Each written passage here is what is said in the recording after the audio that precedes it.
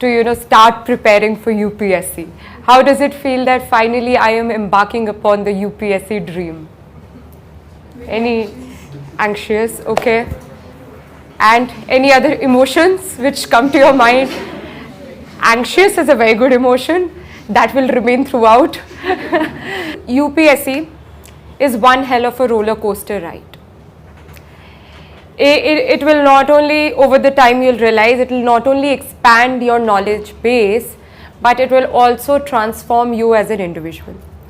Suddenly you'll become that individual who can sacrifice a lot of things, who can sacrifice going for movies, who can sacrifice meeting friends, who becomes very disciplined, wakes up on time every morning, studies for a substantial amount of time, and suddenly you'll find yourself that you're a person who is suddenly developing opinions when all of you must have started reading the newspapers. Okay. Newspaper reading is probably the heart and soul of this examination. And for the past couple of years, the trend of UPSC has been such that nearly 60 to 65% of the questions will come from the newspaper. Your prelims as well as your mains and interview is current affairs based. For starters, for instance, we've just begun taking classes. So the best thing you can do during classes is, of course, listen very attentively, that we all know. Take down notes properly, that we all know. But also, when you go back home every day, you revise it. A lot of times what happens is the teachers are so good, the faculty here is so good that we understood things in class, and then we thought that okay, we've understood, now we don't need to revise it. But no matter how well you understand any topic in class, you will forget it in 1-2 days. So if you don't go back home and revise what was taught in class, it does not make sense. So your task never ends by just attending the coaching. Yes, you go to the coaching, learn, understand, take down notes, but when you go back home, you have to do 50% of the leftover work. You have to go through your coaching material. If there's a foundation book, for instance, if we are dealing with polity, so you need to go back home and do that particular chapter from Lakshmikant, memorize it, and that is when your work is finally done. Coaching, of course, is very important, but what is even more important is self-study when you go back home. Now, when we come to prelims, let's start with prelims. The most frequently asked question to me is, how many hours do we need to study? Well, I think after coaching, sir just told me it's 4 hours. So if you're studying 4 hours in class, I think 4 hours needs to be done when you go back home. So in all, every day you're studying nearly 7 to 8 hours. And that is the requirement of UPSC. Now, 4 hours, of course, you'll be dealing with whatever subject is being taught in class.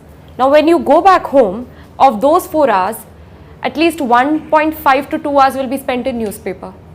Now, the leftover hours. 1 hour you will revise, the other hours you will revise whatever was taught in class. So, your whole day would comprise of newspaper, your 4 hours of classroom study, and the another leftover 2 hours, let's say 1.5 to 2 hours, again revising what was taught in class. So, ideally that is what your day should comprise of every day. People ask me, how do we reduce newspaper time? We cannot reduce newspaper time, because like I said, 60 to 65% of the questions will be from newspaper, and if you can't even give it 2 hours every day, then you are doing injustice. Now the next follow-up question is, how do we read the newspaper? Now, how many of you are very well thorough with the UPSC syllabus? The first step towards preparing for UPSC is memorizing the UPSC syllabus. Memorizing it so well that you can on the spot tell me that this topic is in paper 3, this topic is in paper 4 or paper 1 or whatever. Why is it so important to memorize the UPSC syllabus? Because the UPSC syllabus will be a constant guide for you to decide what to study and what not to study in UPSC. Now, when we read the papers every day, there is so much to study, and we often get confused. Is this relevant for me? Do I need to read this article? Is this editorial important for me or not? The answers to these type of questions will only come when you've known the UPSC syllabus so well. Because the moment you're thorough with the UPSC syllabus, when you pick up the newspaper next day, automatically your mind will filter, oh, this topic was mentioned in the syllabus, so it is important for me. This was not, so I can leave it. Now, for prelims, studying of course is very important, but more than that, since prelims is a very different kind of paper, you have to identify the correct option among 4. You have to specify whether this is right, this is wrong. It's a very objective paper. When I was a student at Rouse, we had weekly tests. I'm not sure what's the pattern. Now we have changed the pattern. Taking mock tests is very important. Why? Because of course you will evaluate yourself. Oh, I studied this much.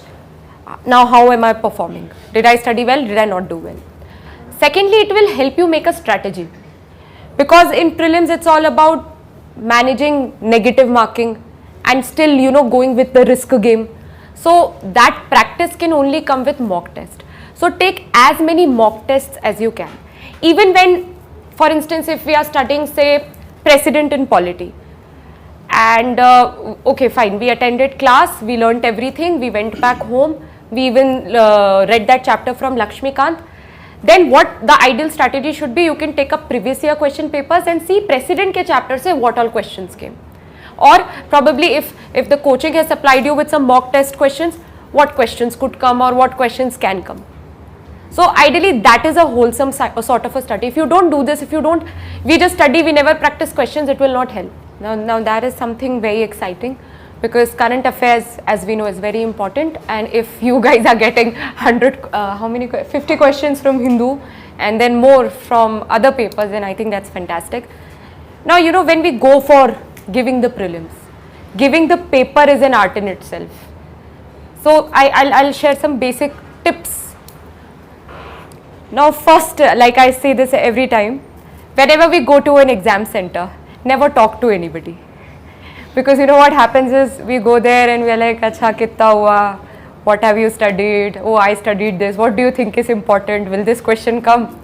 Now what happens is, of course, you might have left something and the other person might have left something. You all can't do everything same. Now you will realize that somebody would say this is important, and it might be a probability that you might not even have touched that topic. Now what will happen is, you will panic, you will get nervous, and you might just spoil your mood and spoil your own chances. So you should never talk to anybody when you reach the examination center. Now when the paper comes, there are 100 questions, and suddenly we start thinking, oh, there are so many questions, I'll do it very quickly, and then we move in a hurry and we move in a rush. Now what happens is, if we move in a rush, we don't read the questions properly, and if we don't say there's a question and you've read it very quickly, missed a keyword or a key phrase. Now if you miss keywords, you will interpret the question in a different manner and thereby mark the answer incorrectly. And if you are in a more rush, you will directly mark that answer even on the OMR sheet, and then God help you, you can't change anything. So I think the strategy first is that before even looking at the answer options, you would read the question twice. Underline if there is a keyword, if there is some key phrase, underline it, then look at the question, then mark it on the question paper itself, then read it once more. After being certain, yes, this is the answer I know, only after that will you mark it on the OMR sheet. And believe me and trust me, there is ample time. In fact, you will have half an hour just for playing that risk game. Should I mark this, should I not mark this? Because there will be some 30% to 35% questions which we think we know, but we do not also know. So we play that risk game. So there is ample time, because when we are in examination mode, we are 100% focusing on the paper.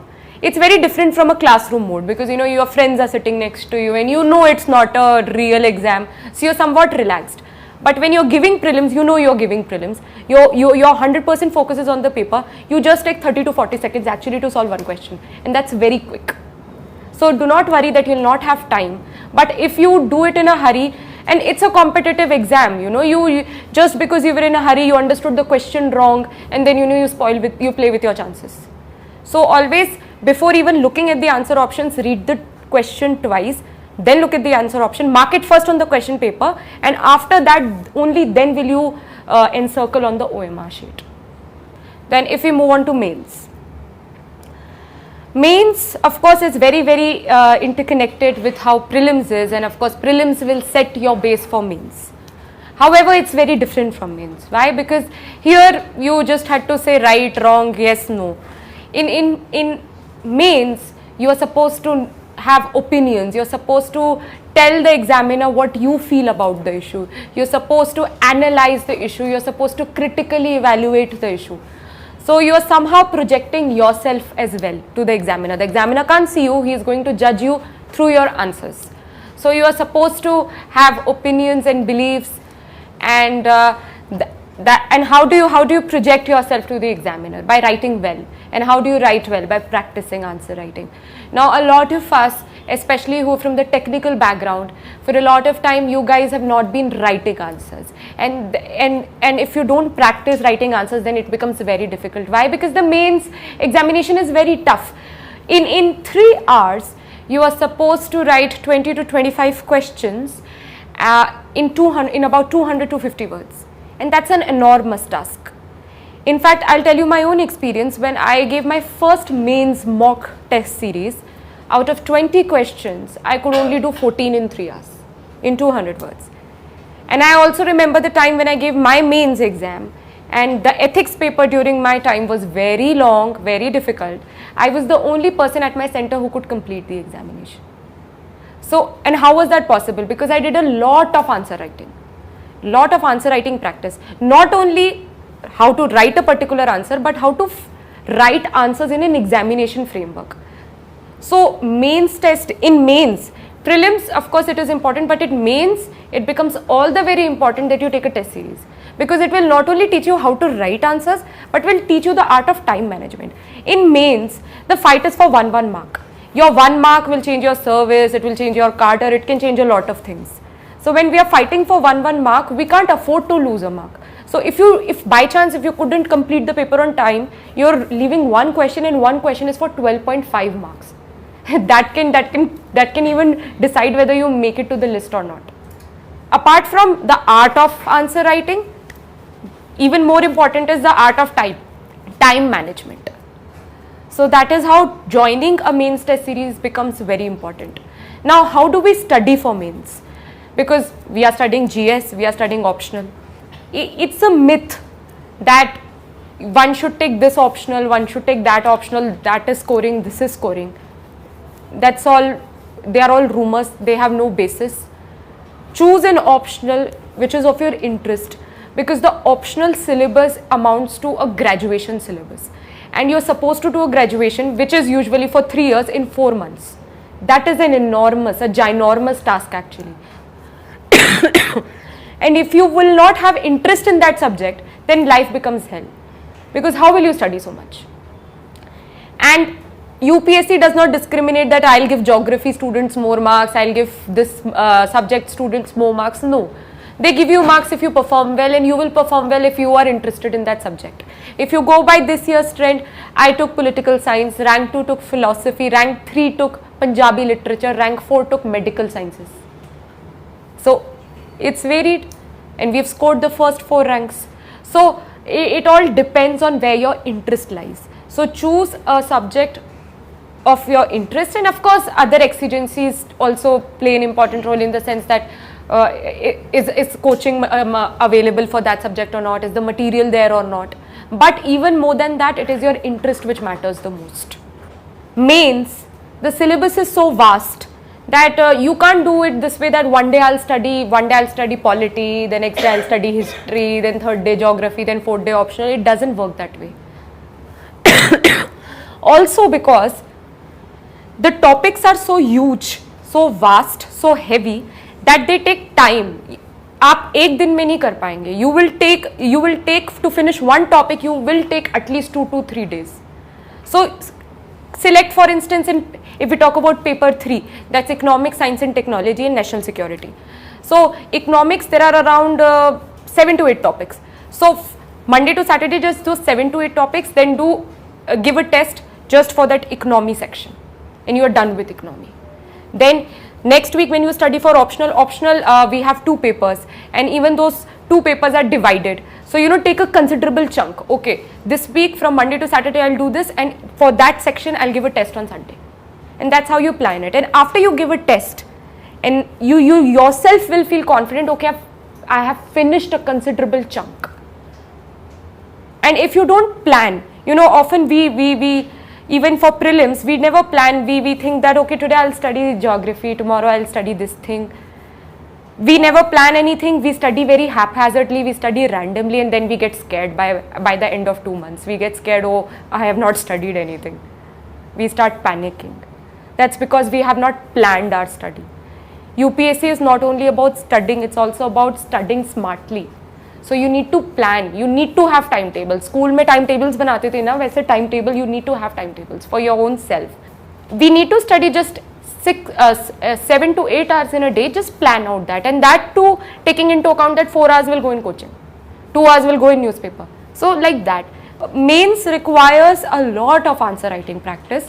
So ideally I think one answer has to be written in a day, one answer, and one test has to be solved every week.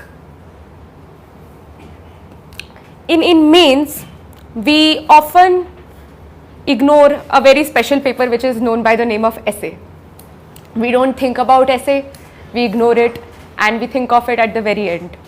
But we should not do so. Why? Because GS, nearly everybody will be marked in the same way. Even if you see the marks of all of us this time, you'll see it's nearly the same. I might have scored 1 mark more here, somebody might have scored 1 mark more than me somewhere else. So mains, GS is nearly same marks. What can really create a difference is your ethics paper, your essay paper, and of course your optional. Now essay, we ignore it, we should not, because if in GS, like I said, marking is nearly the same, or in case you didn't know a question, or you couldn't finish the paper, or something bad happened and you lost some marks. If you performed decently in essay, because people don't study for essay, so it's a scoring paper. So if you performed decently in essay, you will cover up. So ideally after your prelims end, and even if during right now, if you get some time, say in a month you can write 1 essay, and after your prelims, I think every 10 days 1 essay has to be written. Now essays are basically of 2 types. The topics for essays are basically of 2 types. One type is they would be very creative and philosophical in nature. For instance, pen is mightier than the sword. Now some of us are very, very creative. So that's very nice, and if you are, you can go ahead with such topics and you will score really well. The other type of topics are more current affairs, general studies oriented. That's for people like me who are not that creative. So you'll already be doing a lot of GS studying, you'll be doing a lot of newspaper reading. So these topics you will anyways be in touch with. So you may pick up these topics and then write. But you have to train your mind, because your mind after prelims will start getting trained for writing in 200 words. And you be comfortable, be your own decision maker, that what kind of essays can I write? Am I the creative sort, or am I that person who will write something on GS oriented or current affairs oriented? So that's your call. You need to make a decision. Now if we come to ethics, ethics is probably a paper which is the most feared, because we don't understand it and nobody really knows what is asked. Now in ethics, they divide the paper in 2. Part A, Part B. In Part A, it will be more theoretical and philosophical. They'll ask you about a few philosophers. They'll ask you about a bit about governance from the point of view of ethics, like the ethical angle, that what is integrity in public administration, and the coaching will take care of all of that. They'll give you notes and everything. So that is a bit easier part, because you just have to learn it and reproduce it. The more trickier part is Part B, which is case studies. Now we often even ignore case studies, because we think, oh, it's just a case, I'll read the case and on the spot whatever comes to my mind that this can be the solution, I'll just write that. But don't do that, because they are very difficult case studies, and they also require again to train your mind to think of some standard solutions. They'll ask you that, oh, this has happened in your district, if you were the district collector, tell us what you will do. And they'll give you options also. You have to evaluate the options, strength or weaknesses, that is it a good decision or it is a bad decision. So you just need to train your mind, and whenever you don't feel like studying, whenever you're bored, I think this is a very good pastime. Your decision of optional, your study of optional has to be very, very sincere. Why? Optional is for 500 marks. Optional will determine everything, because GS everybody is nearly marked the same. It's optional which will determine whether you make it to the list or not. So never treat the optional as lightly. Often we just study GS, we ignore optional. Don't do that. Optional deserves some respect. Give it that respect which a paper of 500 marks deserves.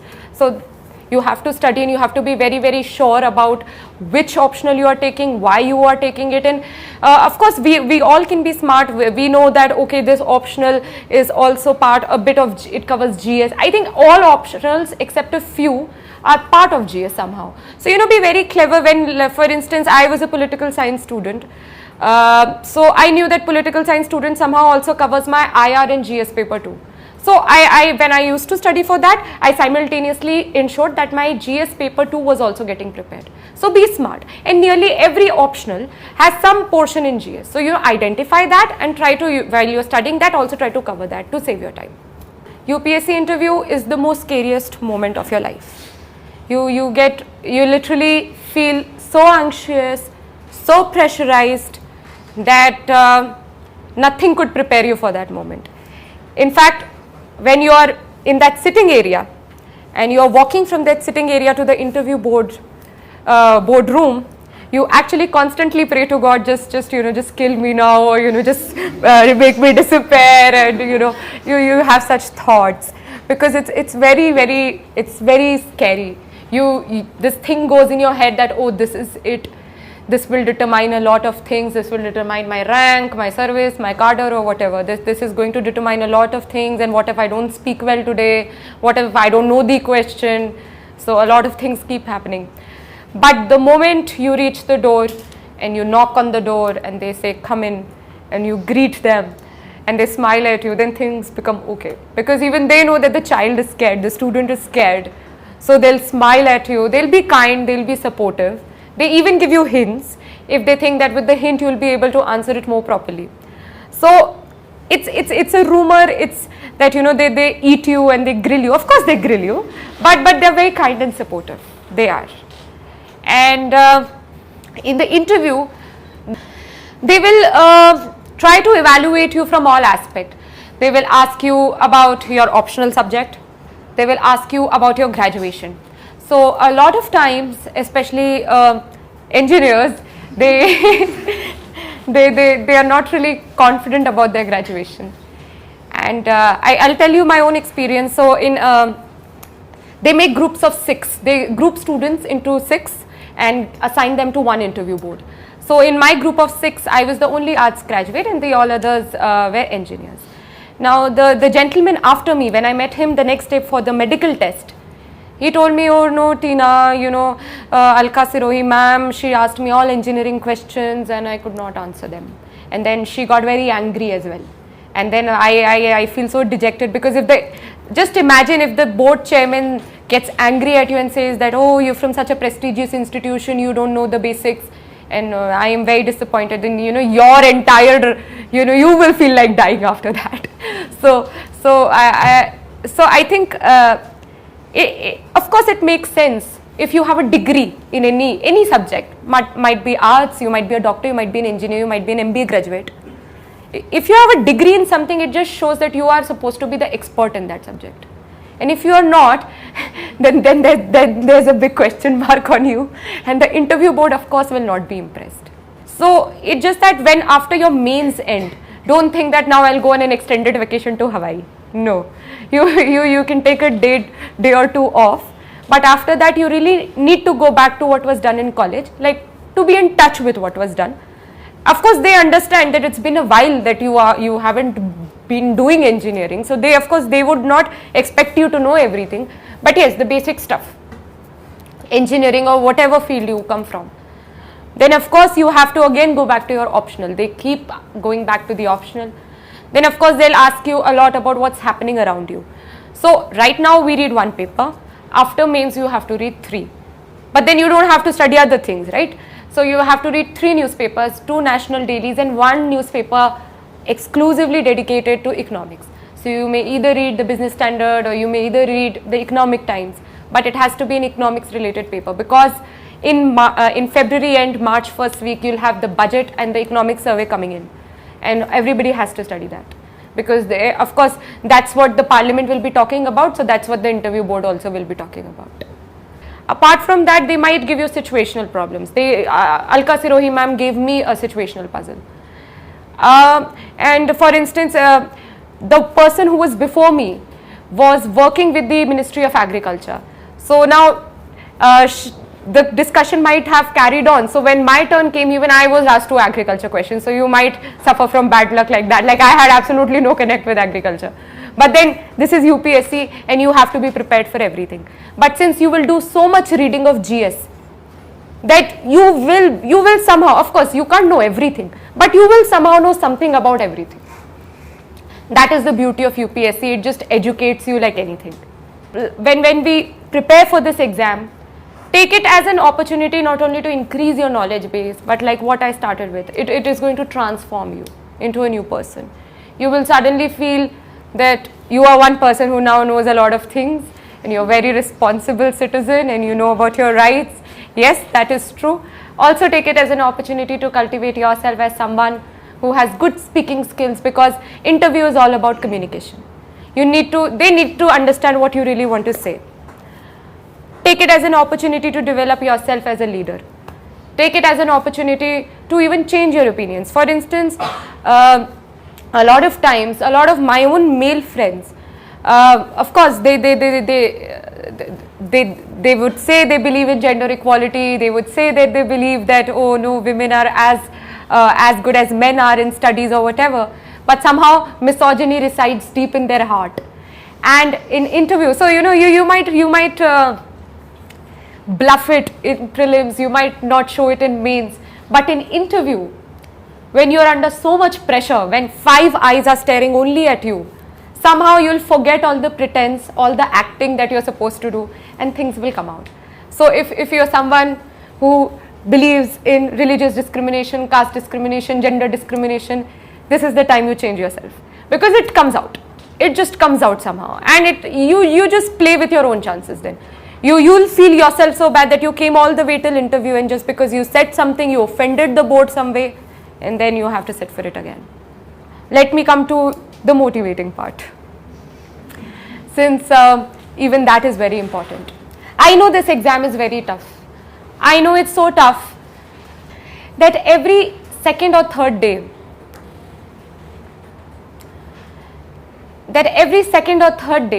you would feel that it's too much, I can't take it, I can't do it, this one knows more than me, this one asks more questions in class, or there are a lot of negative things which come into our mind.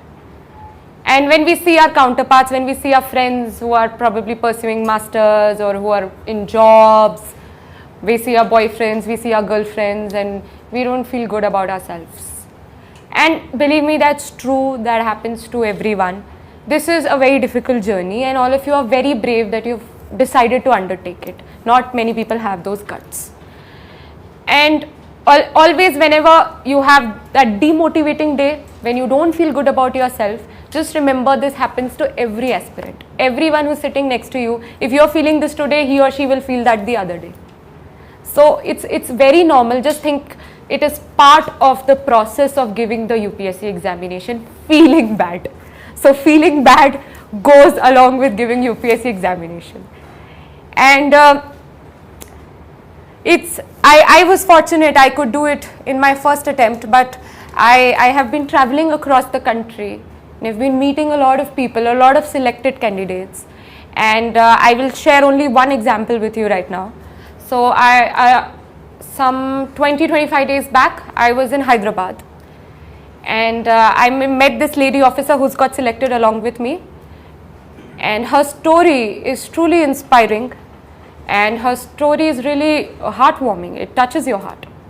So this very lovely lady got married really young, and even when she was with her parents before marriage, She used to be discriminated against her brothers. Her brothers were given more educational opportunities, more love and attention, which is the usual case in India in general, many a times, unfortunately. Now, they got her married, but she was very interested in giving civil services. It was her passion, it was her interest, she wanted to go for it. But even her in-laws did not support, her husband did not support. So we keep on hearing a lot of examples where, okay, the financial circumstances were not right, but family supported. Here, neither the financial circumstances were good, neither was there any support, nor from her parents, her brothers, her husband, her in-laws. But then this girl wanted to give the exam. So she still, fought against everybody, and she said, no, I'm going to sit for the exam. So she gave her first attempt and she failed. Now again, we know how the rishtedars are, how everybody is like, तुमसे कुछ नहीं होने वाला, घर बैठो, खाना बनाओ, बच्चे पैदा करो. But she wanted to. She gave a second attempt. Again she failed. She had to listen so much from her parents, in-laws, everybody in society, everybody. Then she sat for her third attempt. She again failed. And her husband started living away from her. And that's something big, I think women here will realize. But she wanted to become a civil servant. So she gave a fourth attempt. And finally she made it. And she's got selected into the Indian Foreign Service. So, that's the passion we are talking about. Because, the routine gets boring. You get up every day, you study so many hours, you go to coaching, you come back. It gets boring after a while. And then, your mind starts getting distracted that, oh, I don't want to study. So it is, of course, very difficult. But if you have targets set for every day, like I used to plan things for 3 months in advance, that for the next 3 months, this is what I'm going to do every day. The scheduling took a whole day to make, but then for the rest of the 3 months, I was pretty sorted. So when I had targets every day, that okay, today I'm going to complete this, and if I don't complete this today, then my next day target is also there. So I'll just have so much backlog. So if you have targets every day, if you have planned, if you have some planning, you have some timetable, you have some schedule, then things become a bit easier, and you're more easier in the sense you're able to force yourself to study. That if I don't study, then this will get, I will not finish this, then iska backlog ho jayega. So if you have targets every day. So one thing which always helps is that for answer writing, we follow a standard format in which there will be 2 to 3 lines of introduction, then there will be a main body, and then we'll have again 4 to 5 lines of conclusion. So if you follow this format in every question, in every answer, the good thing is you're trying to project to the examiner that you're very logical in your thoughts, you're very organized in your thoughts. So one thing you can do is this. The next thing is, a lot of times, because UPSC would never ask you direct questions, they'll ask you very twisted questions. So actually the real fight is to understand what they're actually asking. So I think take 30 to 40 seconds just to understand the question, what exactly is being asked, and then try to elaborate that in the answer. So people who understand the question well, they get good marks. And most people, we just start panicking just by looking at the question, and we don't really take out time to understand the question, and then we write anything and we don't get marks. So that is the second thing you need to be careful. If you practice one answer every day after your prelims, I think in a month you'll be able to write good answers. But it takes a month, so don't get disheartened. And of course, when you'll begin writing, you'll take nearly 15-20 minutes for one answer. When in fact in exam you only get some 6.5 to 7 minutes. But that will happen when you are writing your mains. So don't worry if right at the outset, right at the beginning, you're taking 15 to 20 minutes. It is natural, everybody does that. And gradually in a month, you'll be cool with it. Making notes is very important, because even it's a scientific fact that you'll be able to remember something which was written in your hand and not printed text. Yeah.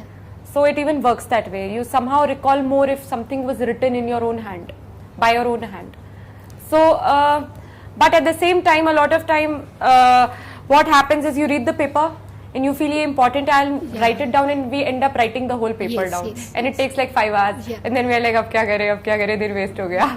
So we can't even afford to do that. What I used to do is, and my advice to you is that you read the papers every day, 2 hours, very religiously, regularly. Even underline, it's fine, just Yeah. underline. Don't do anything, underline, because when we underline, we sort of even underline it in our brain that okay, this was important. We underline it, and by the end of the month, when we get the current affairs supplement from the coaching, it gets very easy to learn that. You will, you know, a lot of people think कि अच्छा ये तो current affair magazine मिलती है market में, या material है coaching का, so what's the point of reading the paper? There is a point. That point is that you will never be able to memorize that coaching material if you've not read the paper every day. Right. So paper every day keeps that stuff in your head, so that when you really have to memorize and analyze and the coaching material, वो तभी याद होगा. Because of course coaching will identify only those topics which are exam relevant, and even you will be following them every day in the newspaper. If you don't do that, you will never be able, you will forget that, and you will find memorizing current affairs a very big task. So that is one thing. About what notes to be actually make. Yeah, because suppose we are reading editorials and also there Yeah. are certain viewpoints which can be used Yes, later on yes. in analysis. So you can of course, that is one very good thing which has to be done, that whenever you find say somebody like, let's say Amrita Sen only, he writes an article and you oh, this is something very wonderful, and you know I need to take it down. Of course you can take that down. Apart from that, we know there are some topics which are important. For instance, during my time, smart cities and urbanization, that was, you know, very hot, and everybody just used to, you know, every day report about that only, and we knew, you know, some question will come. We were also aware that okay, this is something upcoming, it might be relevant for the exam. So this is one topic. So just following that topic in writing, and every day if things are being reported, that means just one line will be important every day. So just pick up that one line and write it down on a paper. So I am not writing the whole paper down. I am not taking all topics of the paper, today's paper down. I am just picking up, identifying one theme which might be important for the exam, and just tracking that individually. Others, for other topics, the coaching is there. Why do we join coaching? We join coaching so that some headache is given to them. And they take over the headache of, you know, researching what is important for us. Yes, that is what the coaching is supposed to do. So, you know, make use of the resources.